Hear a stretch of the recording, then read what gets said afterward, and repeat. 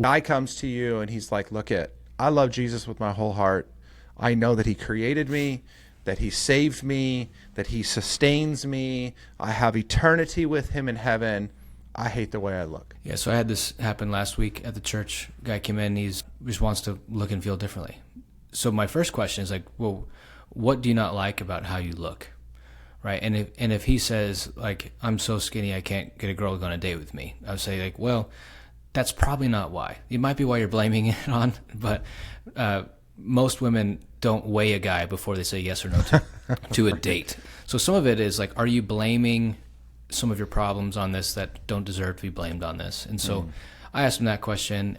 Then the other question is like, well, what do you want to look like?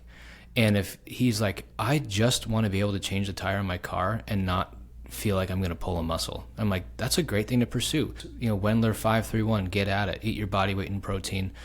You should probably take creatine, drink a ton of water, get 8 hours of sleep. Good luck. Go get it. Go for it. Yeah.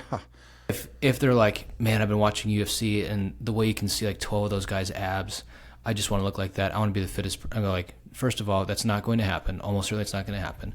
Two, if you actually want that to happen, you're going to, destroy your heart and it's going to have to take up your whole life. You'll have to have no situation there. And I'll try to redirect, like sometimes looks can be an indication of health, not always.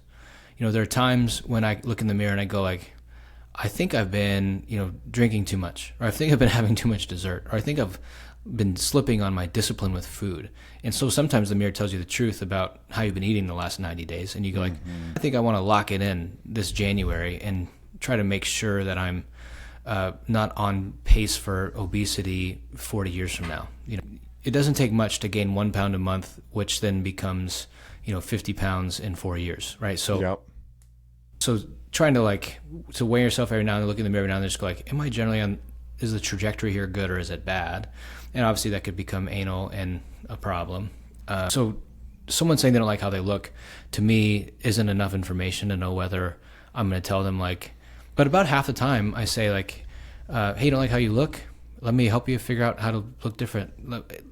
Because your reasons for wanting to change your body composition I think are good, and I think they're healthy. I think it's going to make you a better father and a better husband and a better contributor to your community. And other times it's like, hey, yes, you believe Jesus made you, but you're bought at a price. Like you're a temple, like you're a prince.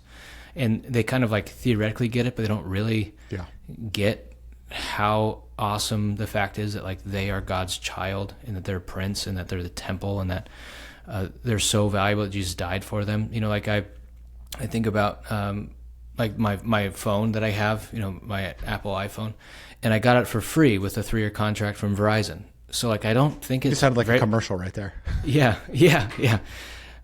But I don't treat it like it's valuable because I didn't pay anything for it. Whereas like there's other things I have, or like in the past, the first iPhone I got, like I bought it and I was like, iPhone, be careful with the iPhone. It's valuable. But because I paid nothing for it, it's not. Whereas like when you think about Jesus paid for us, he died for us, he bought with a price. Like he paid an incredible price for us, and so he sees us as valuable. And so there's careful, there's regard, there's concern, preoccupation even. And so sometimes people just don't feel died for by Jesus, and therefore they don't like how they look. The other thing, if someone says I don't like how I look, most of the time I tell them, you probably need to spend less time on TikTok and Instagram and more time in books and touching grass and serving in your church and serving the poor or the elderly. Like you need to go, you're probably being poisoned digitally because the algorithms want you to feel terrible about yourself so that you buy the products that they sell you to help you feel not terrible about yourself. So if your Instagram feed or your TikTok feed is making you feel fat or weak, they're probably about to sell you a product that'll make you less fat and stronger. And so just know that if you don't like how you look, there's billions of dollars of people, billions of dollars and thousands of people who want you to feel that way so that they can sell you something.